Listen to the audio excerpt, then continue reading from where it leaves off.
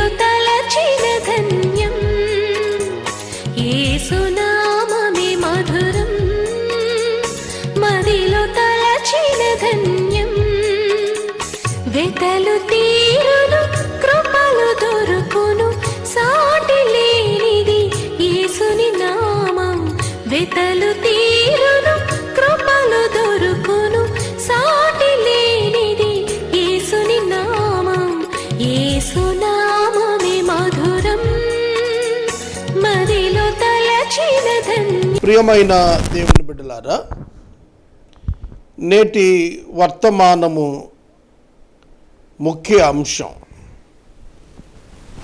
Pentecost పండుగ దినాన పేతురు గారి ప్రసంగము, దాని వెంబడి పరిస్థితులు. అపోస్తుల కార్యముల గ్రంథము 2వ అధ్యాయము మీ ఎదుట ఉంచుకొనండి. యేసుక్రీస్తు ప్రభువారు ఆకాశమునకు ఆరోహణమగుటకు ముందుగా తన శిష్యులను పరిశుద్ధాత్మదేవుడు మీ మీదకి వచ్చే వరకు, ఆ అభిషేకం మీ మీద కలిగే వరకు మేడగదిలో వేచి ఉండండి అని వారికి ఆజ్ఞ ఇచ్చారు. ఆ మాట చొప్పున మేడగదిలో 120 మంది ప్రభువు యొక్క బిడ్డలు వారు ప్రార్థనలో ఎడతెగక 10 దినాలు ఉన్నారు. పెంతెకొస్తు పండుగ దినం వచ్చింది. వారందరూ ఒక చోట కూడి ఉన్నప్పుడు వేగముగా వీచు బలమైన గాలి వంటి ఒక ధ్వని ఆకాశము నుండి అకస్మాత్తుగా వారు కూర్చున్న ఇల్లు అంతా కూడా నిండింది. అగ్నిజ్వాలల వంటి నాలుకలు విభాగింపబడినట్లు వారికి కనపడి వారిలో ఒక్కొక్కరి మీద వ్రాలగా పరిశుద్ధాత్మతో వారు నిండిన వారై ఆ ఆత్మ వారికి వాక్శక్తి అనుగ్రహించిన కొలది ఇతర భాషలతో మాట్లాడసాగిరి. సోదరుడా, సోదరి, పరిశుద్ధాత్మ దేవుడు పెంతెకొస్తు పండుగ దినాన సంఘానికి అనుగ్రహించబడ్డాడు. యేసుక్రీస్తు ప్రభు శిలువలో చేసినటువంటి మహోన్నతమైన ప్రాయశ్చిత్త కార్యం, ఆ కార్యమునందు విశ్వాసం ఉంచినటువంటి వ్యక్తుల యొక్క జీవితాలలో శాశ్వతంగా నివాసం ఉండేటట్లు పరిశుద్ధాత్మ దేవుడు పంపబడ్డాడు.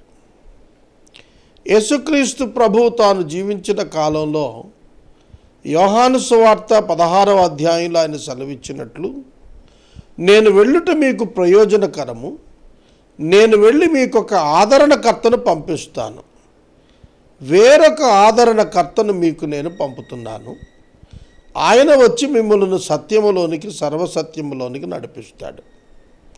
ఆయన వచ్చినప్పుడు లోకమును గుర్చి తీర్పును గుర్చి మిమ్మల్ని ఒప్పింపచేస్తాడు, నా సంగతులలో నుండి ఆయన మీకు బోధిస్తాడు అని తెలియచేశారు. కావున పరిశుద్ధాత్మ దేవుడు, త్రిత్వములోని 3వ వ్యక్తి అయిన పరిశుద్ధాత్మ దేవుడు ఆనాడు క్రైస్తవ సంఘానికి అనుగ్రహించబడి ఇప్పటికీ సంఘముతో ఉన్నాడు. యేసుక్రీస్తు నామమునందు విశ్వాసం ఉంచినటువంటి ప్రతి ఒక్క వ్యక్తి యొక్క హృదయములో, నూతన స్వభావంలో ఈ పరిశుద్ధాత్మ దేవుడు శాశ్వత నివాసం ఉంటూ క్రొత్త నిబంధనను అతనిలో నెరవేరుస్తున్నాడు. ఇది మనకు అపోస్తుల కార్యముల గ్రంథము 2వ అధ్యాయం దీని యొక్క ప్రారంభం తెలియజేస్తుంది. యోవేలు గ్రంథంలో ఒక ప్రవచనం ఉంది. ఆ యోవేలు యొక్క ప్రవచనం ఏమిటంటే, అంత్యదినములలో నేను నా ఆత్మను మనుషులందరి మనుషులందరి మీద కృమ్మరిస్తాను అని అన్నాడు. పెంతెకొస్తు పండుగ దినాన దాని ఛాయ కనపడింది. మనుషులందరి మీద కృమ్మరించబడలేదు, ఆ 120 మంది మీద కృమ్మరించబడ్డాడు. ఆ తదుపరి విశ్వాసం ఉంచిన వారిలో అనుగ్రహించబడ్డాడు. కనుక మనుషులందరి మీద అనేది 1000 సంవత్సరాల పరిపాలనలో సంభవించేటువంటి అంశం. అయితే యోవేలు ఇచ్చినటువంటి ఆ ప్రవచనం చెప్పాడు కదా, అలాంటిదే ఇది. చెప్పబడిన సంగతి ఇదే, ఇది దాని వంటిది.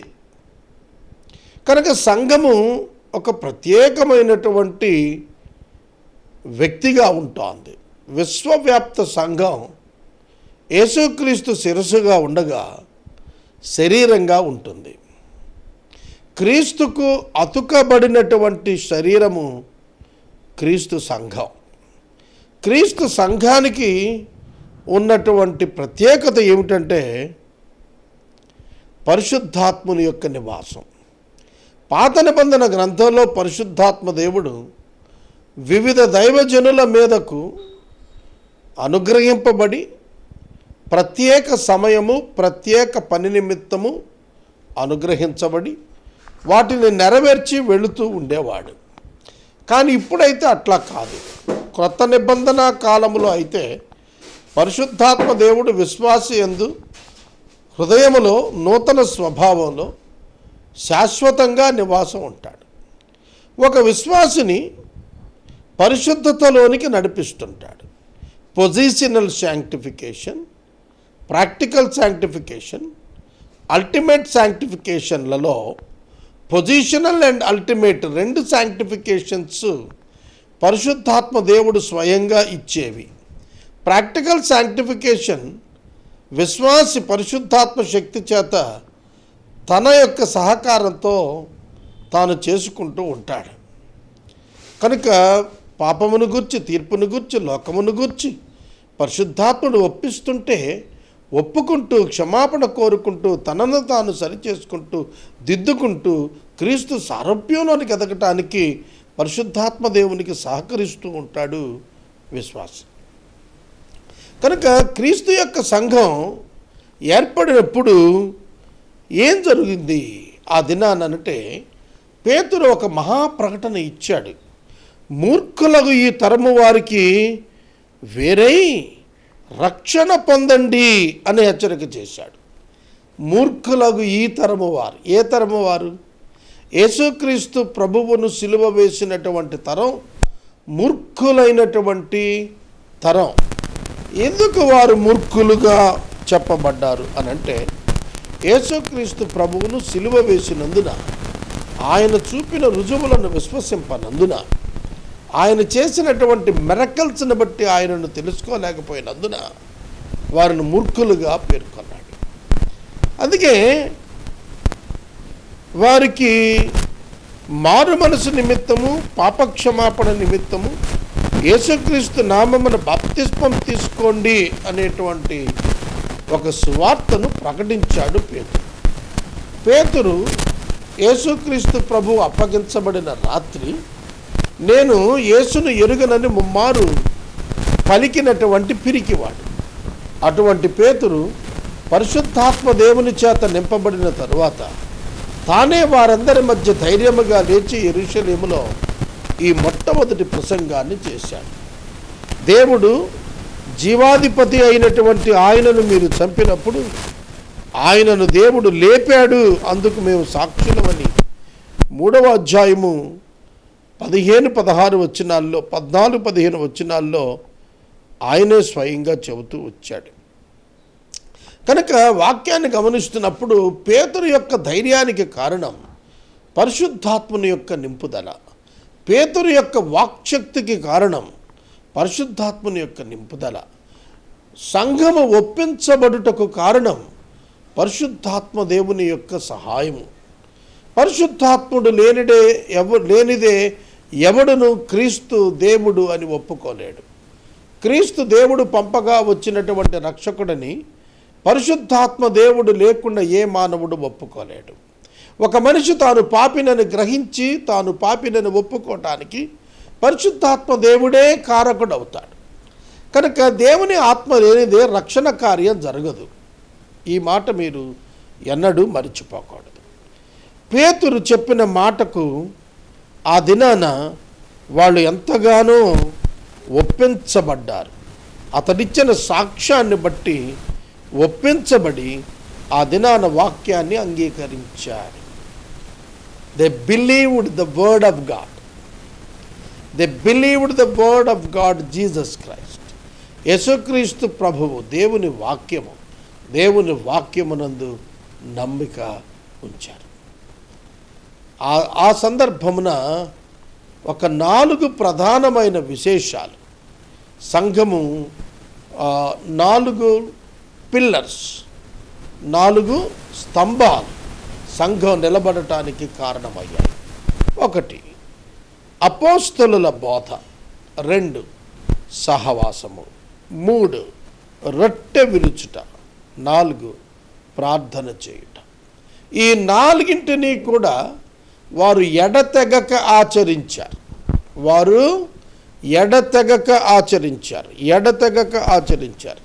అవును, ఈ 4 మాటలను మనము పరిశీలన చేద్దాము. మొట్టమొదటిది అపోస్తలుల యొక్క బోధ. అపోస్తలుల యొక్క బోధ ఏమిటి? ధర్మశాస్త్రమునకు మించినటువంటి బోధ ఇది. ధర్మశాస్త్రము దశాజ్ఞలను జ్ఞాపకం చేస్తుంది. అయితే అపోస్తలుల బోధ రక్షణ సువార్తను జ్ఞాపకం చేస్తుంది, త్రిత్వమును జ్ఞాపకం చేస్తుంది. అపోస్తలుల బోధ తండ్రి అయిన దేవుడు మానవ పాప పరిహారార్థం తన కుమారుడైన యేసుక్రీస్తు ప్రభువును నరావతారిగా ఈ లోకానికి పంపించి ఆయన శరీరమున పాపమునకు శిక్ష విధించి మానవుని యొక్క పాపమునకు సంపూర్ణ వెల క్రీస్తు రక్తంలో చెల్లించి ఆయనే పరిహారం చేశాడు. జస్టిఫికేషన్ బై ఫెయిత్, విశ్వాసముంచుట ద్వారా మన పాప పరిహారం మనం అనుభవించగలుగుతాము, మనకు అనుగ్రహించబడి ఆపాదించబడుతుంది. ఇది యేసుక్రీస్తు నామమునందలి విశ్వాసము వలన మనకు నీతి అనుగ్రహించబడుతుంది. నీతి మనపై కప్పబడి మనం ఆపాదించబడిన నీతి కలిగిన వారం అవుతాము. మన జీవితంలో మనం చేసిన క్రియలన్నింటినీ, మన జీవితంలో మనము పొందవలసిన ప్రతి విధమైన శాపము అంతటిని, శిక్ష అంతటిని క్రీస్తు శరీరము మీదకు ట్రాన్స్ఫర్ అయింది. క్రీస్తు యొక్క జీవము, క్రీస్తు యొక్క పరిశుద్ధ జీవితం మనకు ఆపాదించబడి మనం రక్షించబడ్డాం. Justification and sanctification. అపోస్తలుల బోధ ఒక వ్యక్తి రక్షించబడిన వెంటనే అతని పాపములు క్షమించబడి అతడు పరిశుద్ధుడిగా తీర్చబడి నీతిమంతుడిగా చేయబడి దేవుని చేత అంగీకరించబడతాడు, దేవుని బిడ్డ అవుతాడు.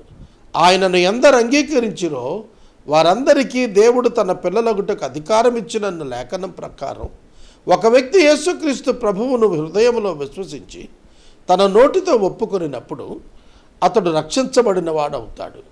That's called positional sanctification. Positional sanctification అంటే పరిశుద్ధుడిగా తీర్చబడ్డాడు. ఇంకనూ మానవుడు విశ్వాసిగా, మానవునిగా శరీరములో ఉన్నాడు కనుక శరీరమునందు ప్రాచీన పాపపు స్వభావము నివసిస్తూ ఉన్న కారణం చేత, ఇంకనూ మరణము పొందని కారణం చేత జీవించిన కాలం అంతటిలో కూడాను అతడు పాపం చేసేటువంటి అవకాశాన్ని కలిగి ఉంటాడు. ఎందుకంటే రక్షించినప్పుడు ప్రభువు మనలను శరీరము నుండి వేరు చేయలేదు, ఈ శరీరములోనే మనం ఉన్నాము. ఆ రక్షణ యొక్క నిరీక్షణ, నిశ్చయత మనకు విశ్వాసము ద్వారా కలిగింది. కనుక ప్రాక్టికల్ శాంక్టిఫికేషన్ మనం చేపడుతున్నాము. ఒక విశ్వాసిగా మనమే పరిశుద్ధాత్మ శక్తి ద్వారా మనము పరిశుద్ధతలోనికి మనమే నడుస్తుంటాం. పరిశుద్ధాత్మ దేవుడు మనలను ఎప్పటికప్పుడు మన పాపమును గురించి మనతో మాట్లాడుతూ ఉంటాడు. దానిని మనం వెంటనే గ్రహించి ప్రభు సన్నిధిలో వాటిని ఒప్పుకుంటూ ఉంటాం, విడిచిపెడుతుంటాం. అది ప్రాక్టికల్ శాంక్టిఫికేషన్.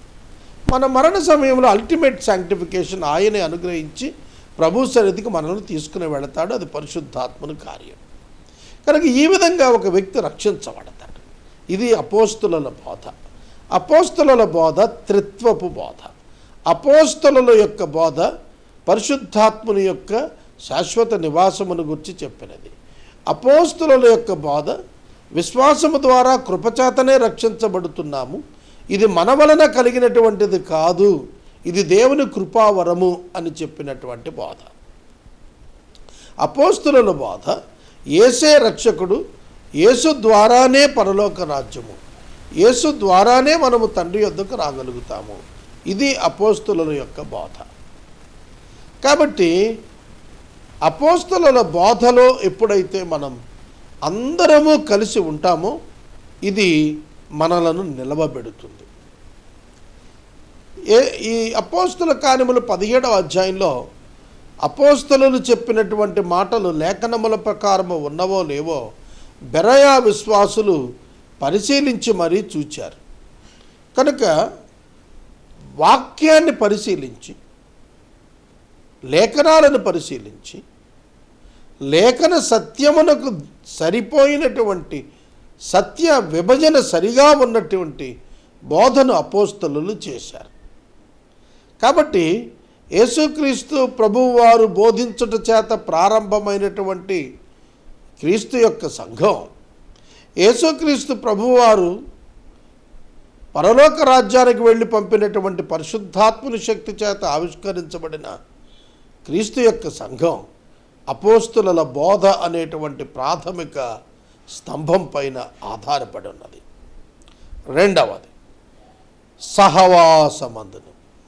ఇది చాలా బ్యూటిఫుల్ వర్డ్, ఫెలోషిప్. ఫెలోషిప్, సహవాసము. హెబ్రోను అను మాటకు సహవాసము అని అర్థము. Fellowship is important. విశ్వాసి, విశ్వవ్యాప్తంగా ఉన్నవాళ్ళు ఒకే క్రీస్తు సహవాసం. తండ్రి అయిన దేవుని ద్వారా తన కుమారుడైన క్రీస్తు సహవాసానికి మనం పిలువబడ్డాం. We have fellowship with Christ. క్రీస్తుతో మన సహవాసం ఉన్నది. మనకు ఒకరితో ఒకరికి సహవాసము, అది స్నేహము. మనము క్రీస్తుతో సహవాసం కలిగి ఉన్నందున వ్యక్తిగతంగా విశ్వమంతటి క్రీస్తు సంఘము క్రీస్తు ద్వారా ఒకే సహవాసములో ఉన్నాము. ఇది దీని యొక్క ప్రాధాన్యత. సహవాసము ఐక్యతను, యూనిటీని సూచిస్తుంది. మీరు ఒక మోటార్ సైకిల్ వీల్ మీరు ఒక్కసారి తీసుకోండి, దాన్ని రిమ్ అంటారు. ఈ రిమ్కి మధ్యలో హబ్ ఉంటుంది. హబ్ నుంచి రిమ్కి ఊసలు ఉంటాయి, స్పోక్స్ ఉంటాయి. ఆ స్పోక్స్ ఎక్కడుంటాయి? రిమ్ చుట్టూతా ఉంటాయి.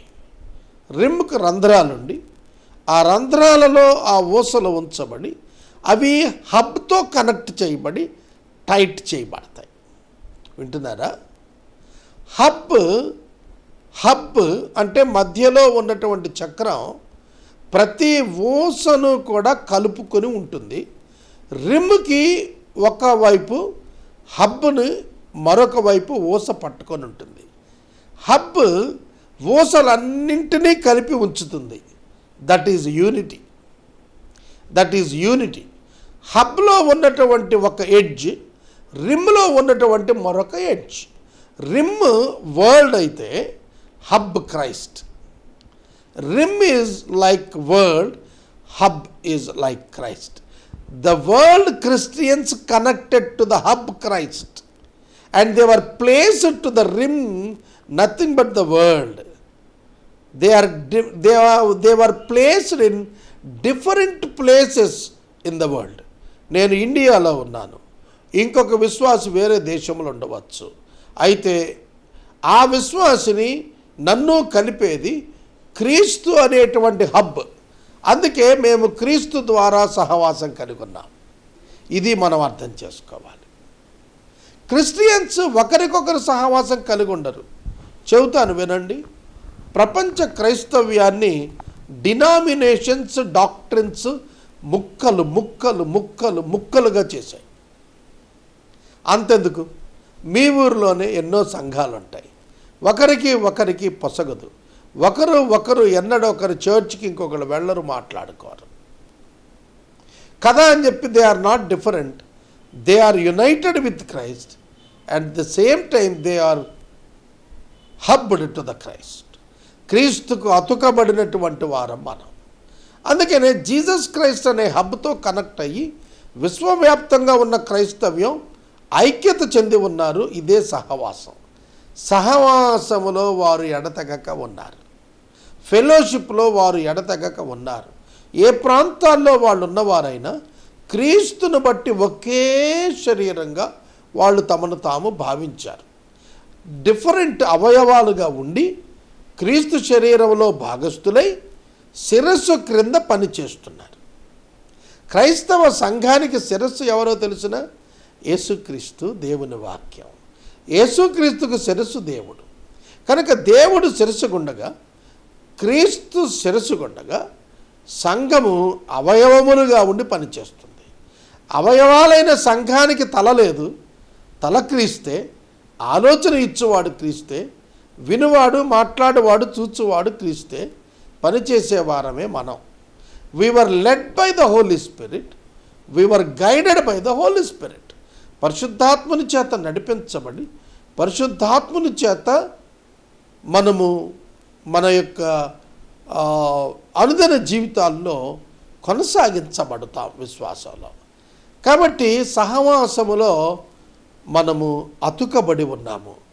we are not divided or separated due to any kind of doctrine.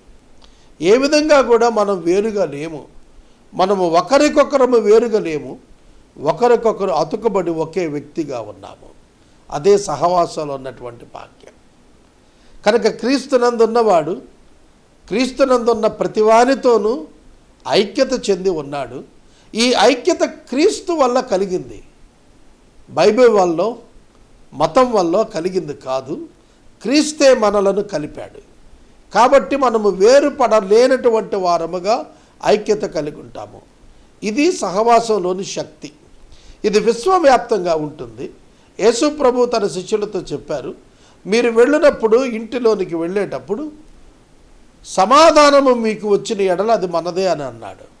అవును, నీవే దేశం వెళ్ళినా, ఏ ప్రాంతానికి వెళ్ళినా, యేసు అనే పేరిట నీవు ఏ ఇంటికి వెళ్ళినా వాళ్ళు నిన్ను చేర్చుకునేటువంటి విధము విశ్వవ్యాప్తంగా ఈ దినాన ఉన్నది.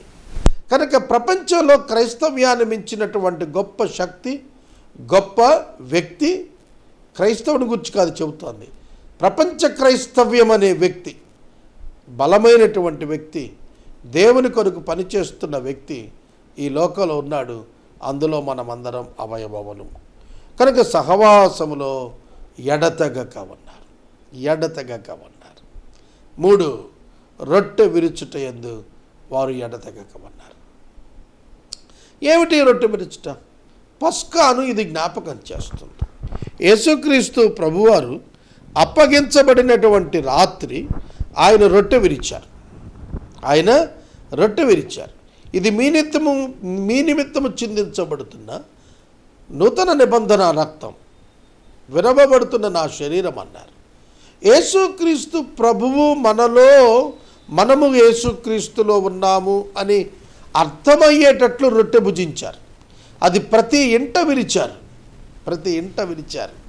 యూదులకు పస్కా పండుగ దినాన ప్రతి ఇంట పస్కా బలి పశువు వధించటం ఎలాగున అలవాటో అది సంవత్సరానికి ఒక్కసారి చేస్తే అపోస్తలులు క్రీస్తు నందు దినదినము ఈ అభ్యాసాన్ని వాళ్ళు ఆచరించుకున్నారు. అందువలన they became strong, they became powerful, they became United. వాళ్ళు ఏకమయ్యారు. వారు ఒకే మాట కలిగిన వారయ్యారు. వారు అత్యధికంగా ఐక్యత కలిగిన వారయ్యారు. అసోసియేట్ అయ్యేటువంటి గ్రూప్గా వాళ్ళు బలమైన వారుగా తయారయ్యారు. కారణం ఏంటంటే వారందరూ రొట్టెలో పాలుభాగస్తులయ్యారు. తదుపరి 4వది ప్రార్థన. ప్రార్థనలో వాళ్ళు పట్టుదల కలిగి ఉన్నారు. అందుకు వారిని చూచినప్పుడు అందరికీ భయము పుట్టెను. అప్పుడు ప్రతివానికి భయము కలిగెను. ఎప్పుడైతే రైట్ డాక్ట్రిన్ని ఆశ్రయిస్తామో, ఎప్పుడైతే సహవాసములో ఉన్నామని తెలుసుకుంటామో, వరల్డ్లో యునైటెడ్ హబ్ అయినటువంటి క్రైస్తు నందు యునైట్ అయి ఉన్నామని తెలుసుకుంటామో, ఎప్పుడైతే క్రీస్తు మనలో మనము క్రీస్తులో ఉన్నామని అర్థమవుతుందో, ఎప్పుడైతే ప్రార్థనలో శక్తిమంతులమయ్యామో అప్పుడు అందరికీ భయం కలిగింది. లోకము భయపడుతుంది. క్రైస్తవునికి అప్పుడు లోకం భయపడుతుందంటే వణికొచ్చి కాళ్ళు పట్టుకొని నీకు దాసుడవుతుందని కాదు. They will give you the respect, they will give you the respect, they will give you the identity. వాళ్ళు నిన్ను గుర్తిస్తారు. అంతేకాదు, దేవుడు అట్టి ఐక్యత కలిగినటువంటి సంఘంలో ఆశ్చర్య కార్యాలు, అద్భుత కార్యాలు, మహత్కార్యాలు, సూచక క్రియలు జరిగించి అనేకులను విశ్వసించిన వారిని ఐక్యం చేసి తమతో కలుసుకునేటట్లు చేస్తారు. సంఘము విస్తరిస్తుంది. పెండ్లి కుమార్తె సిద్ధమవుతుంది. వారు తమకు కలిగిన ఆస్తి అంతా సమిష్టిగా ఉంచుకొని తమది అని అనుకొనక మాది అనుకుని, నాది అనుకొనక మాది అనుకొని అవసరాలు కొద్ది పంచిపెట్టుకున్నారు.